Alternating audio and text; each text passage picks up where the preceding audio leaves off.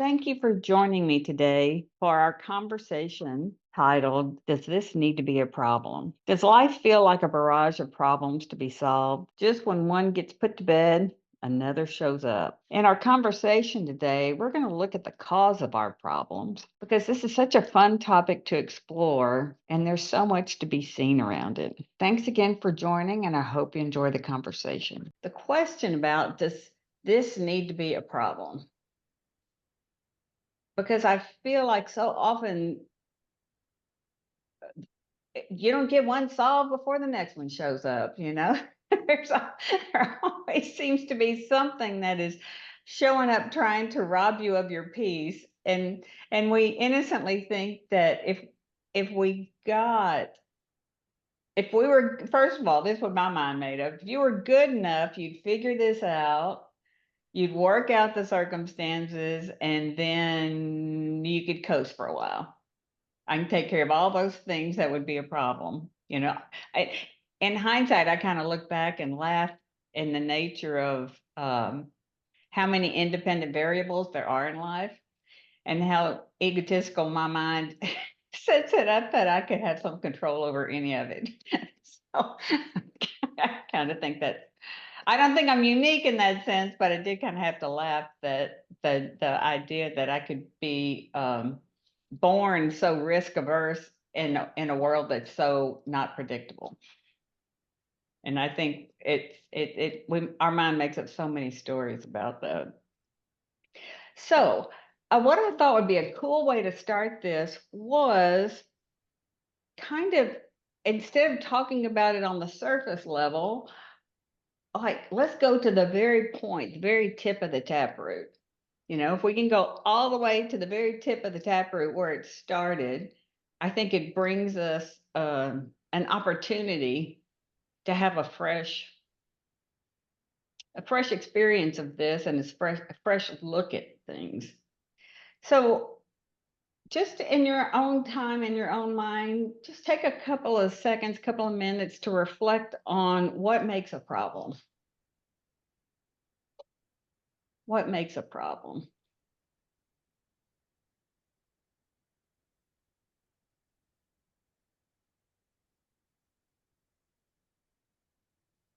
And if anything pops into your mind, I'd love for that to be the place where we can start the conversation of exploring this.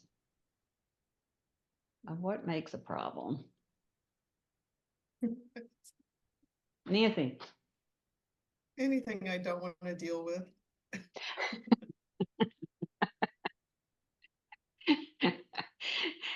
Excellent, excellent. Yeah. It takes me off where I thought I was going or what I thought I was doing or going to be doing. And suddenly, no, you have to do this because if you don't, you'll get a fine or you'll be, go to jail or whatever. It's Right. Very apropos this close to April 15th. Yes. exactly. And just, yeah, that, for example, and then, bill pay, and then did I get this done? Did I get that done?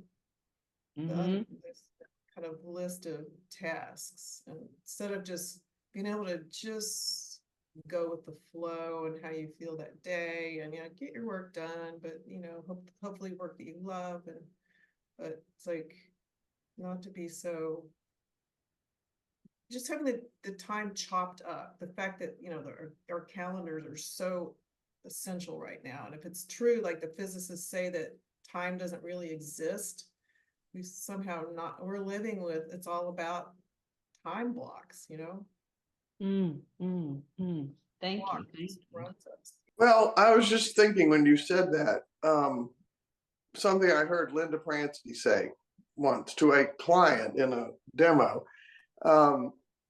She said the woman had told her what her problem was for 20 years, of course. And she said, well, how is that a problem? And the woman started to tell her why it was a problem. And Linda said, I didn't ask you why it was a problem. I asked you, how is it a problem? And the woman said, oh, well, I guess it's not. And so when I get into problems or thinking something's a problem, I always ask myself that question. Because once I ask myself that question, things are really not a problem. I can tell you why it's a problem. Well, it gets in my way and I worry about it, and I this, that, and the other. But how is it a problem? Well, it's really not. It's just what it is. So that's my technique. That's a great question. That's a great question. How is this a problem? That's a great question. I think the first thing that popped into my head was just uh, it's the lens I'm seeing it through. It is what it is, but a lot of times it's the lens that I'm viewing it through or the reaction I'm having that's actually creating a problem out of the situation or an obstacle or a roadblock of some sort. And I'm still working with that one, but that's what immediately popped in. Absolutely. I couldn't agree more. Absolutely. I think our mind is so clever. My mind is so clever in the way that something gets presented to us in our life. And then our mind is so clever to like blame the IRS. You know what I mean? It's always so clever to not say, oh, wasn't me. I didn't make it a problem, wasn't me. It was the IRS. You see what I mean? I think it's so clever in how it does that. And the way it looks to me is there's no exceptions to that, to who the culprit is. No. I mean, no exceptions. And I think it's like that to me goes all the way to the tip of the taproot, you know, to where does it all sprout from? You know, the lamenting or the judging of what's occurring or uh, the lack of invitation that things show up, you know, and that place of to exactly your point. And if you look at it, it's like, what if we had more of a situational relationship with what's happening versus when I say situational, like more of a neutrality about what's happening as a practice. I'm not, you know, there's no perfection, but just as a practice of um just as a practice of not immediately drinking the Kool-Aid on what my mind is making up about the golden yellow envelope or the whatever it is we're adverse to having in our life, you know. Yeah, I recently had a situation that came up that was unexpected and brought up a lot of really strong emotions. And for the first, I think, day or two that I was dealing with it, I just had to let those emotions come through. Like I'm driving in my car and I'm just letting it out. I'm in the shower, I'm letting it out, whatever. I just had to let it move through. But then at about the end of the second day, I kind of had this realization. I was like, okay, now I'm really just sort of recycling the story of what happened. I noticed that my mind just wants to do that over and over and over. And I don't want to do that anymore, you know, because now I've let the bulk, like the front part of the emotions out, and I don't want to just live in that. So that was a shift for me after like about the end of that second day. It was like, okay, now I'm just recycling it, seeing it as a problem, and it's not really helping me. That's a beautiful insight. I mean, that really is an insight to waking up to what the mind's up to, you know. But we do kind of get these taps on the shoulder. I think it's a moment of grace myself when you have this insight and you're like, well, wait a minute, that was 3 days ago. I say, so what? Spin out for 3 days. There's no way you need to be, but you can also spin out and then you see when clarity comes back, it will come back. You know, I don't think we realize when we're in the spin that clarity will come back. And when clarity comes back, you're like, whoa. Isn't that interesting? It's like I don't want to live in this feeling.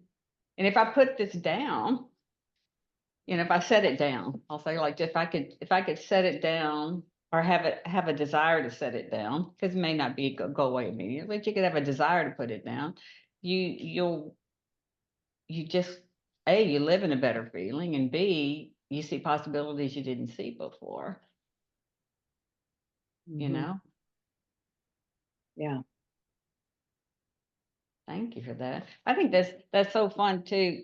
A game that I play with too is, you know, when things present and I make it a problem, my mind makes it a problem, or an uninvited guest. I kind of got the insight like you did. You know, somewhere there's a reality where this is not a problem. Somewhere this is not a big deal. You know? And I was like going, okay, God, transport me to that reality, because somewhere this is not a big deal. Because you notice how we can be so reactive to something, and somebody at the table is like, what's inside you? What got your attention? And you're like, you can't even imagine it didn't rock their universe like it rocked yours. And then they don't even see it. They didn't even notice it, you know? So in that example of like, well, in some reality, this is not a problem. How could I open my mind to that possibility that somewhere this is not a problem? That's really resonating with me a lot because a bit of synchronicity. I just did a meditation this morning that's called changing boxes. And that was exactly the thrust of the meditation. At the end of it, it is like, and now can you change your box into the reality where this problem doesn't exist? And I was like, bingo. So you nailed Yes, it here. Yeah. yes. I mean, it's like, to me, it's like, okay, if it's not gravity, there's an exception to what I think is a problem, you know? And what, you know, gravity doesn't have to be a problem either to make friends with it. So that's What I great. realized at some point was the problems that, you know, problems that I was seeing as problems. I was talking with a friend about it, and it really came like it was a child part of me. It was like this authoritarian father who's, you know, very like dictatorial kind of that way, authoritarian, right? My friend said, but you're an adult now. What if you're the one who's in charge of you? What if you are your own authority? And I was like, what? And it's been fabulous, you know. Maybe I was slow to get there, but I think some of that stuff is imprinted, you know, kind of subconsciously. When you finally recognize it, then I hung with it for so long, and then I went, wait a minute, I get to do this my way, you know. I get to make my decisions. I'm the authority now. I'm not a child anymore. So I think that's interesting because for me, at least, it was so subtle. I didn't recognize that it was coming from a child place until I had that conversation. And that, to me, Nathan, that brings up such a great point about um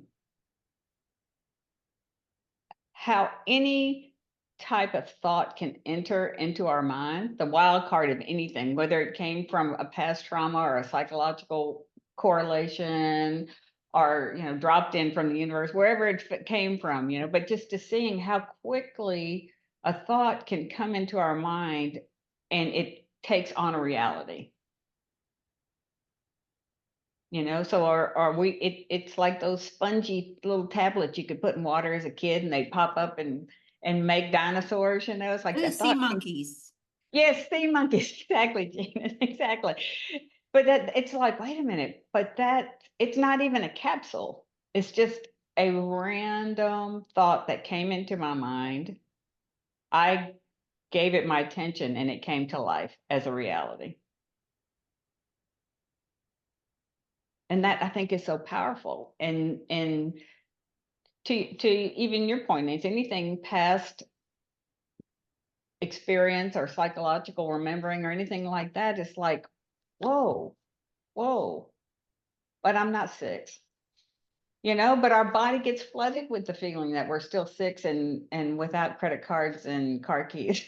You know, the feeling just floods us, and that's how powerful that our relationship with what pops into our head and what we make of that is, again, pointing back to just the tip of that taproot of like, where does all this concept of problems come from?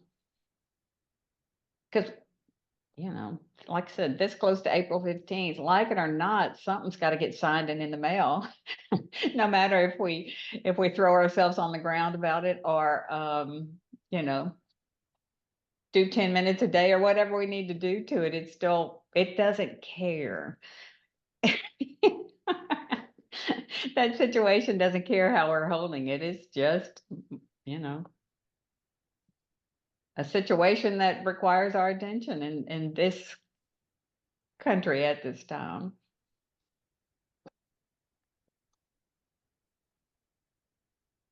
Well, I'll share my little blow up I had yesterday over my Please. problem. Please. So, we had my dad's house for sale, and a guy came in after it told all the pipes broken, it's flooded, it's gutted. He wants to buy it. And my brain determined that's a problem because I don't want a new neighbor. And if I do get a new neighbor, I don't want one with kids or dirt bikes, or I already had them growing a meth lab over there, in my mind yesterday. And so I'm like, I don't even know this man. So I'm like, plus, if he doesn't buy it, who's going to have to clean it up? So once I thought about it, it wasn't such a problem. I wasn't, I'm not going to have to do the contractor thing. Yes. We won't have to mess with that, and it'll be done. And it's just, it happens so fast. And so my sister had called me and told me, so I went to the truck and I was like, I don't know what to do. So I'm like, I'm just going to do scream therapy and see if that helps. So did that. And I'm like, okay, you have a sore throat now. Was it worth it? And so, no, it wasn't worth it. It's not really a problem. It's actually a non-problem. I love that. But my brain just automatically expectations and what's supposed to happen exactly the way I want it to happen. Exactly. And I love what you're pointing to, Jean, about how it's spontaneous, but it's so fast how it jumps light years ahead. It is. It's like when you're walking on the beach and you're just like la la la, and the sand out into the water, and you just fall off. I mean, that's how fast it was. Exactly. And how fast it was, how fast it I'll say informed your emotional system. That thought it wasn't an airplane coming in your window. It was just a thought coming in your head that informed your entire emotional state. You ran, and we all do this. I don't know anybody that doesn't. If you don't, I'm so happy for you. But you run a marathon down the road. You're 86 years old, and and you've already gone through all the scenarios that are going to happen around this house or whatever it is. We're going to be in federal prison if we don't sign that form by April 15th, or what. It's just we're so fast to leave this moment and get into a scenario or many scenarios that look real, and it really looks so legitimate to be considered.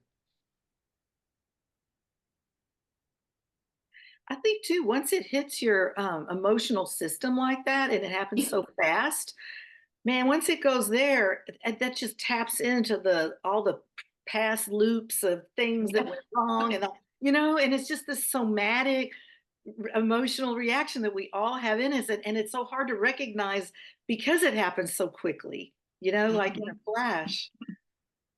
Mm-hmm. But then it's hard to get out of it, to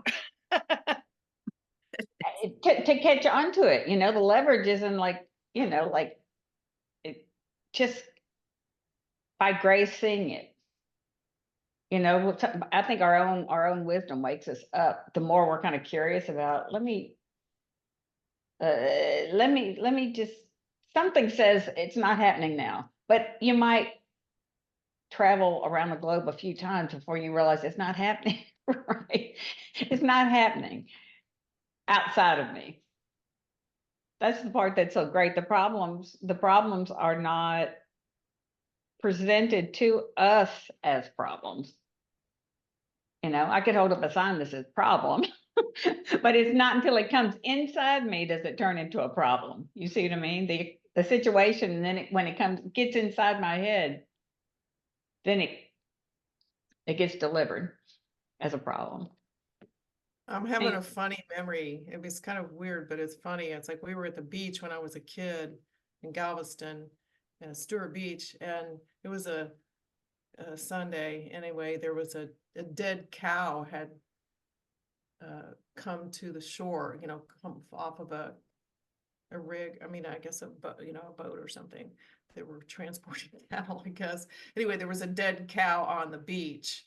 And of course, as kids, we were totally fascinated by that. And, you know, and it smelled bad. There were flies. It was big bloated. It was gross. And my grandmother went over, there was a lifeguard, and said, "There's a dead cow on the beach. You need to do something about it." And he looked down and he goes, "Lady, it's a Sunday."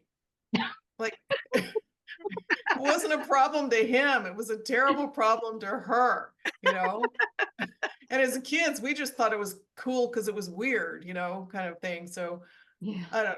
And then like another time when I was enrolling in college, it was my first coming to Rice University, and my grandmother was there when they were, installing me into the college, and they said that she was upset because there were two kids or students walking through the quadrangle, and one of them was a man with long curly, like almost dreadlocks, and the other one was a woman with super short hair, like Twiggy. My grandmother was like, "You can't tell the boys from the girls." And I was like, "I can totally tell the difference," you know? So it was a problem to her, but I mean, it's with a lot of love. I adore my grandmother, but I just love that story. I think it's illustrating, kind of what you're saying. Like, Absolutely, absolutely. And that, the thought occurs to us, and then we really get to see what we're holding judgment on. We get to see it really informs us where we're not neutral, or it really informs us that we have expectations. It's all the way that we put different kind of sticky notes or labels on a random thought helps inform me what I've got on it. If it's not neutral, I've got something on it. And it's like,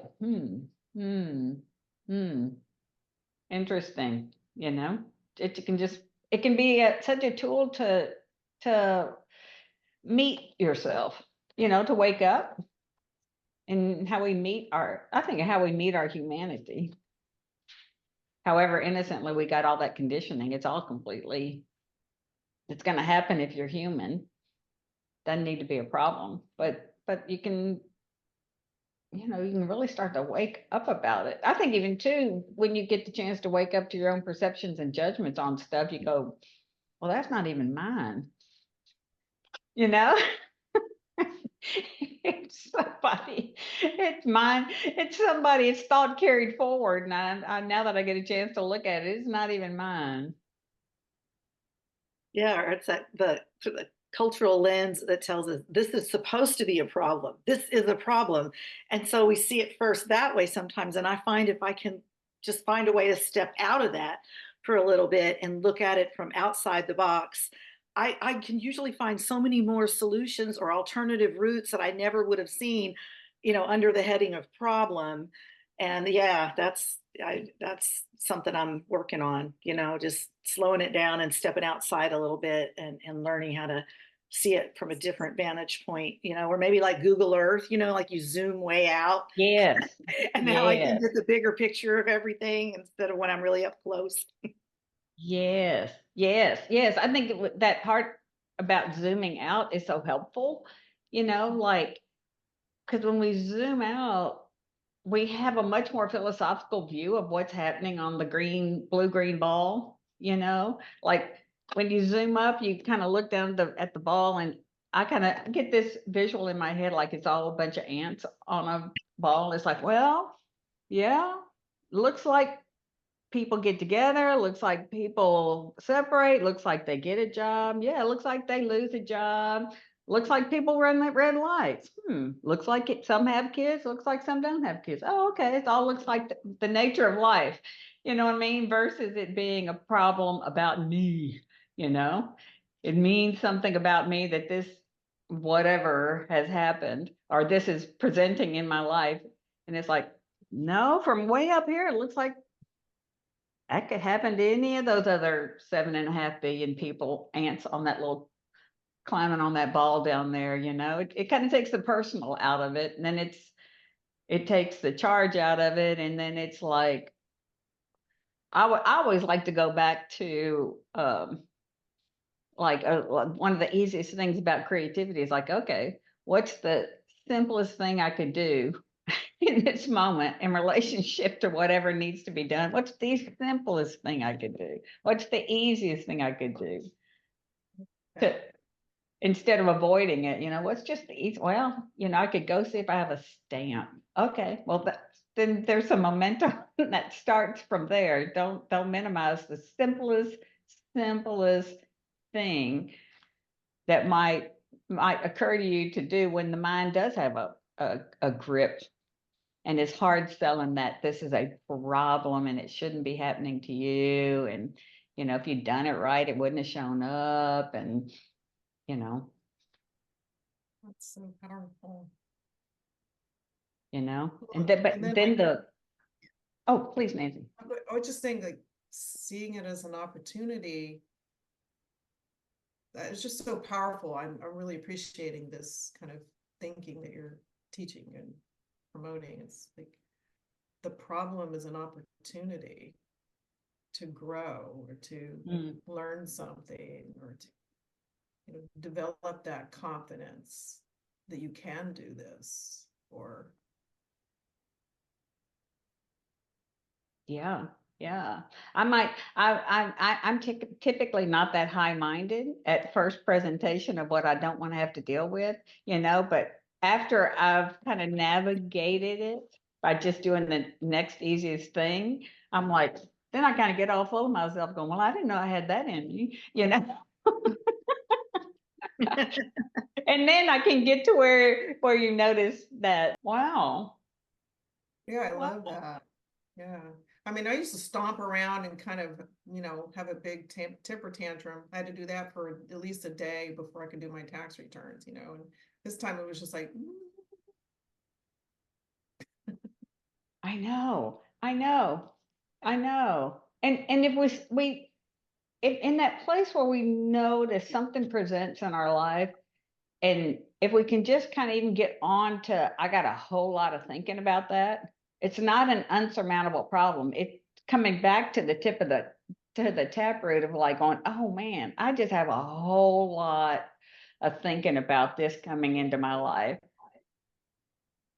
It helps point again back to where the source of that, when it changes from an occurrence something being presented in your life and turning into a problem. Well, just like with me, with my diagnosis, the cancer, it's like, look how much good has come out of that in over 10 years. You know, like I wouldn't be taking art classes and I wouldn't be taking time for myself, and I would be giving way too much to other people. And like, there's so much good that came out of that. So, and that's not something that was a problem to me. I was like, hey, this is going on with your body. I'm like, okay, what do we do about it? That was that simple with that, but so difficult with smaller things. Oh, no kidding. No kidding. It really is. But I just think back at, what would I be doing if that hadn't happened? And I probably wouldn't be eating right. And I probably wouldn't, I'd be having too many margaritas, and I would be doing a lot of stuff I probably shouldn't be doing. So a lot of good came of that. Mm-hmm. And I love that too, that it's kind of subjective, because where you saw the diagnosis as being, you had it kind of classified as one way in your experience, and then these other things seem smaller. The next person could see that and went as the big elephant in the room. And I'll sell houses all day long. You know what I mean? You see how it's so Yeah, and I guess individualized. just because I've always been kind of this little self-contained thing that can take care of itself, like most of my, so I was just like, okay, what do we do? Mm-hmm. So I didn't think, oh my gosh, who do I call? That didn't even occur to me. It was just like, okay, what do we do? So. Absolutely. I love that. I love that you presented that, Jean, because it's like, somebody gets a diagnosis like that. Some people can't even imagine it could have another reality attached to it than um, dread. So I love that you saw it the way you saw it, which gives And I everybody don't think I've opportunity. ever been one to go through that process of emotions of like the crying and like that whole, like, I don't really have never gone through that very many times. So let's just jump right to like, fix it. You know? Yeah, yeah, yeah. And do you see that there's space for both and many Mhm, other realities in mhm, between those two, mhm. like huge, whatever are going to Right, because action. people who do have a lot more close relationships or maybe a more public person, there's a lot more to consider there as far as other people's feelings or putting it out to the public or, and I really didn't have that because I don't have kids or, it's just me and Ken. So there was, things there too. Mm-hmm, mm-hmm, mm-hmm, mm-hmm. And just seeing, again, I want to come back to kind of just pointing to seeing, becoming more aware of what your mind is doing with what's presenting in your life. Just kind of, you can notice it and just really start to build a foundation that there's other options than it being a problem. There's a possibility of it not being a problem. It's just, again, just to kind of get a chance to wake up to those old, I'll say just habits of thought. Kind of like what Nancy pointed to, like where the habits of thought about an authority, we don't even realize we're carrying some idea that someone has authority over our life. And in reality, we were like, wait a minute, there's no one that has authority over your life. Is that, I mean, that's kind of the same feeling you get when you get a policeman behind you, right? Kind of, Absolutely. sort of. Absolutely. You do learn to But you color in just between the think lines. that. Right, right. It's like, well, we're You at a think it's choice a point, problem. You think it's a problem. and you think you've done something wrong, you know what I mean? Then they zoom past you and they're down the road and you're like, oh, thank God. Yeah. True. But all that reaction, there's so much reaction, and I think the reaction wears on you after a while. You wonder why you feel fatigued or tired. It's like if you can start to Mhm. notice how much reaction you have to life unfolding in the moment, that if we can hold it a little looser, then whatever our habits of thought are about it, and I, see. oh, go ahead.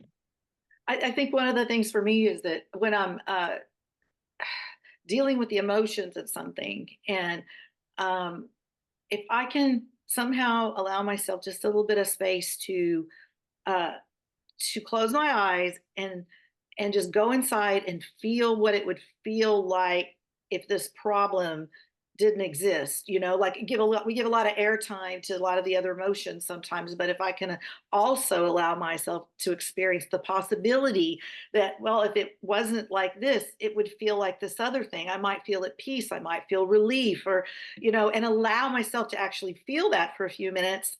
I don't know, it creates an opening, and sometimes I can slowly work myself into that other feeling, that also exists along with all these other ones, doesn't have to just be exclusive to the gnashing of my teeth and you know, shedding tears all the time. It can also be the other, you know. Absolutely, absolutely. And it's like if we just, I think we have such an intelligence and support of our life that if we really gave gave ourselves an opportunity to see how we're supported, like in that situations in something else occurred to you, and each one of us has that capacity. If we're, I wouldn't say less reactive, but when we are in a less reactive state, something will come to us. And not to expect much when we're in that reactive state, but to know that it's not permanent. Yeah. Yeah. We kind of feel like it's going to last forever. That it's a low mood, whatever, it's going to last forever, it's never going to move. But it's like, no, it's going to move. And in that less reactive state, something will occur unique to you. And it's like if we know that there's an intelligence supporting us and coming back to, I'll say clarity, or back to I don't even know if to call it neutral, but a spot that's less, I don't know, what would y'all call it? It doesn't have to be neutral to be. It's like letting go, but it's like you're not in denial about it, but you're just not staying stuck to it like Velcro. It's like I had a medical thing recently, a few months ago, that I got some information that completely contradicted some other things, and I was so angry and kind of felt like, again, that authority figure, that they hadn't given me the full information that I needed to make the decision I made, blah, blah, blah.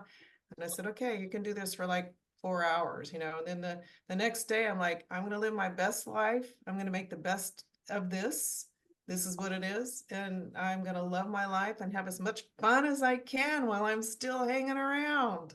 Mm-hmm. Mm-hmm. Yes. Yeah. And it's been a very good decision. That is I'm having fun. having fun. Like how much of my peace am I going to give this? Mm-hmm. There Yeah. are those choice points in there that you don't know are available until you see that there's a choice point to be had. I like having fun, and I like also doing and creating some things that are meaningful to me. That's fulfilling. Mm-hmm. I know what I love. I'm grateful for this loving family that I have. It's like it's quite a gift. Yeah. That's a great choice point. I think that's what really feeds my heart. Yeah, it's That is, kind of like a giving over to something. We were talking about, was it balance or neutrality? But it feels to me kind of like a giving it over to something greater than me and trusting in that. And it takes some of the burden, and good things seem to pop up when I do that. mm-hmm, mm-hmm. Yeah, And and I've had synchronicities pop up when I do that. It's like, I think synchronicity is one of my most fun and human experiences. It's just like, wow. I mean, there are lots of good experiences, but synchronicity is like magic. Totally. It It's one of my happens. Like the favorites universe too. just goes, yeah. And I think too is like the subtlety of what we believe, or the subtlety of thought and how the world works. Because that we don't really see that these were places we decided it was a problem. We decided things. We don't see that there were decisions made, conscious or not conscious. We decided it was a problem. And like this kind of point that Nancy's talking to about seeing other options or making a choice on your behalf to,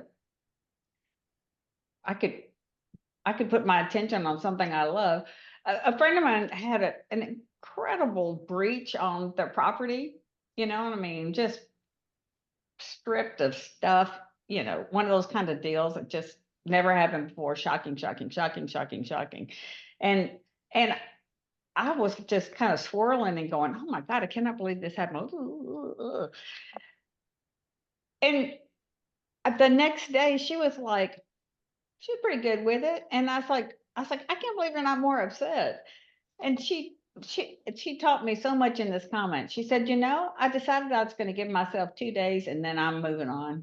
And I went, really? Really? There was a decision there. I didn't know that there could be a decision and you could say, okay, you can just, and then I'm going to go back to loving my life or doing something I love, you know? But I was like, oh my God, I used to think it had to gradually leave on its own time. You know what I mean? And wait till the sting was gone and blah, blah. Wait till the redness left and the bobo and the hurt and the pain and live with the scar, blah, blah, blah. I didn't know my mind had made it up and decided it worked that way until you get bumped into another reality. And there she's like, no, I'm going to give it 2 days and I'm moving on. I was like, wow, wow. Wow. I felt like somebody giving me a get out of jail free card, you know. I just went from a life sentence to a deferred adjudication, you know. It's like, no, you're free now. You don't have to carry this the rest of your life. You're free now. Just make the choice. It's like, go back to loving your life. Wow, really? Who knew it could be that simple? It's your agency. You're, like, okay, maybe this other thing is going on, but what can I do? I can do things that fill my soul, that make me happy, that bring magic into my life. I do have that choice, and I'm going to use it. Yeah. Yeah. The gift of seeing a choice point, you know, that's I think that's a wonderful thing. But you can't see it till you see it. So that's okay too. You can't see it till you see it. Well, hopefully, with some of the things we've been talking about, uh, we're able to see it a little sooner as we go along. That's what I've found. Like when I have conversations like this with people, it does help me, and it feels like I'm recognizing things a little faster than I used to. And um, that's a nice feeling. Yes, I could, yeah, absolutely. And I like being in conversation because it's oftentimes we think we need to be taught something, but we don't, just being in conversation, you can hear something that fits.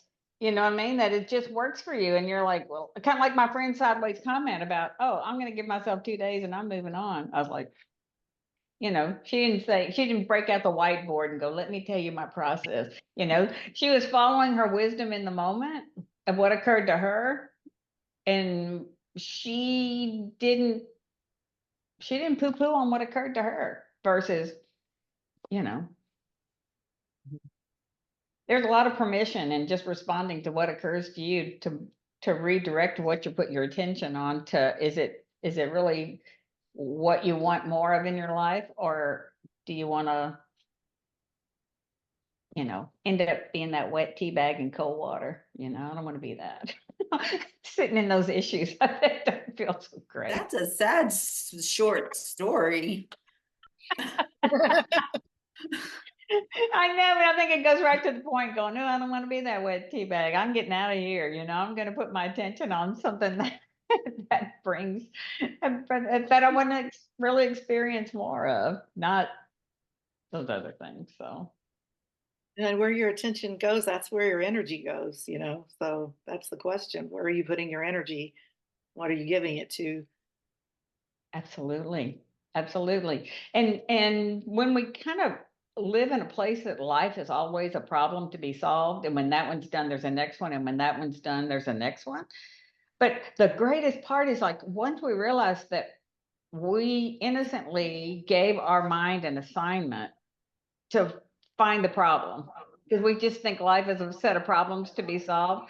We've now given our mind an assignment. Find us another one. Find us another one. It just works that way. Do you think, is that like part of our old survival brain? Like that's just what it does? Like it was an old survival instinct? Like you got to look for the problem, you got to look for the danger, and it's just still hanging around. I don't know. I think it's one of those kind of things, Cindy, that's kind of quirky. Like, how can we remember all the traumatic things in our life and we just have a vague memory of all the good stuff? You know what I mean? Like, how come all that other stuff comes to mind and is so persistent and staying in our reality, and all of these wonderful gestures of love get forgotten or just pushed to the back? I That's a don't good know. question. Somehow, it looks like human beings were like that, but I don't know why we're like that. That's way above my level of understanding. No. I came from a big Italian family, and I can tell you, they remembered a discretion that happened to them when they were 2, and they lived to be 102. They can pull the card out of the Library of Congress and let you know what that indiscretion was. So I came by it very, very naturally. Like, big book kept kept a record. Wow. But there was not a big book of all the kindness and love and extensions of support, you know? Right. I think the nervous system is primed kind of to remember that if it senses danger, it's going to continue to focus on remembering that. And it's a primitive approach of the brain. So that, the work that we do is to come more into the present and get oriented and say, it's not really a problem right now. And that, yeah, Yes. it is, yeah, something we're evolving with too. It's like, I was thinking of something else from my mother. I don't know if I should tell it. It's pretty dark, but it's pretty funny at this point to me. I don't know. I guess Isn't I'm that just good news that it's pretty funny at this point? my mother at one point called me a slut, and that she was she didn't want to she was ashamed to introduce me to her friends. And it was years later that I found out it was because I had stopped shaving my legs for, in college for a year, because it was kind of a trend then. And I was like, and I was thinking, well, we're German heritage, the German women don't shave their legs, but I just didn't, I could have said something to her if I would have put those together. I was kind of like, just like, what is this? Where did that come from? Like, I mean, I felt hurt by it, but at the same time, there was kind of a humor about it, because I'm like, I don't know, what is she talking about? Exactly. So She she made just that a drew that problem. conclusion because it was something she'd grown up with, I guess, or something like a belief. Mhm. Mhm. Yeah, I know, it just makes me laugh. It is. It's like you can see that thought loaded with expectation and perception is, you've got an algebraic equation for problem. But you can rewrite you can rewrite the equation, you know? You can put a benign number in there and it'll help. Over time, I think you can just start to be more at choice about what's being presented in your life. And if you see the currents, it costs too much to get that yanked up about something. It costs too much. And the currency of energy and of good feeling you live in, you're like, I'm not writing that check. Let me just. That's how, yeah. It's like, I Yeah, was like, That's yeah. good. I mean, I was kind of like, poor mom. Kind of like, wow, yeah. good. Anyway, but it was kind of Things are mystifying. absurd, if you pull back, It is. so many things are just absurd, and that's when you see the humor in them. Yeah, I'm glad that I didn't get roped in completely. I mean, I wasn't ever happy about it, but at the same time, I was like, this is not. Anyway, yeah, it is. Maybe this isn't just about me.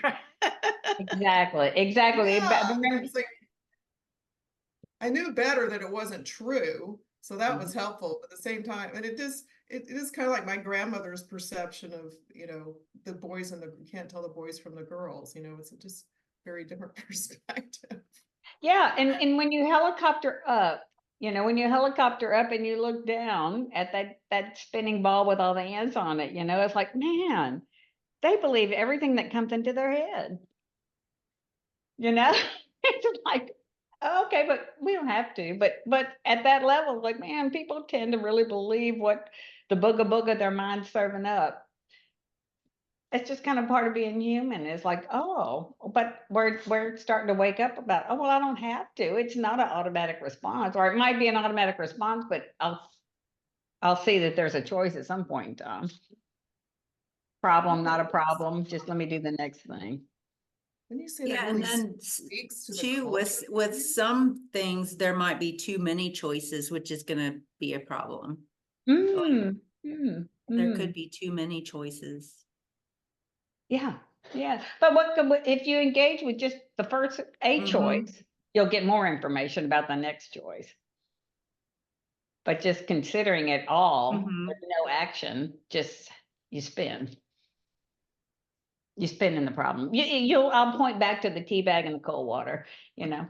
We The don't want sad that. story. Well, and it's so current to what's That's right up there. the reactivity that we see, like in social media and in the world right now. There's all this sort Mm. of, there's not really a deep reflection and going, oh, I'm triggered about something. What, where's my calm place and where's my center? Mm-hmm. So I think and I think maybe it has to do with just the speed of things at this point. And Mm-hmm. And the speed of our mind of trying to keep up, exactly. trying Yeah, to I keep don't think up. there's ever been quite another time where this much information comes at us this quickly on a daily basis. I don't think our brains were really designed for Mhm. that. Our nervous Right. systems, our whole body isn't, it's not. Well, that's what it makes it hard to identify the trigger for whatever problem it is too, because there is so much coming at you all at once. So it's hard to identify what's causing you to feel a certain way. Mm-hmm. And what's going to always cause you to feel a certain way is what your mind's making up about what's Mhm. happening. That's the place to go look. Arthur, that's really the place to really see that anything you're experiencing is coming from what you're making about what happens. It really starts on the inside. It really starts on the inside. Because like even we mentioned a minute ago, it's like we make up a certain diagnosis is going to be devastating, but it's not to the next person. So it's like what is happening on the inside is going to be, again, instead of where a star is born, it's where the problem is born. And those thoughts release chemicals directly into your body. They're related, and then the chemicals make you feel a certain way. And then that gets your thoughts spinning some more. And it just ends up being this giant loop. Or your thinking absolutely funds your emotional centers. It tells it what to feel, in the sense of kind of what you make of a sensation. I love that. It could be anxiety or it could be excitement, depending on how your comfort level, what you make of it. And then the body's gonna, if you're happy about it, your body's gonna release endorphins and all that. That's not my area of expertise, but that your body's gonna respond differently than if it sees it as the hell realm's coming closer, the Yeah. fight or flight stuff. So. Thanks for joining me today in this conversation on problems. I hope you found some interesting tidbits to support you in living a life that is much fuller with ease, spontaneity, and flow. That's one of the primary visions I have for these conversations, is that we all get a chance to learn more about what's universally common in human beings and how we can gain understanding that makes the ride so much smoother. This is Sherry Ray, and thanks again for joining.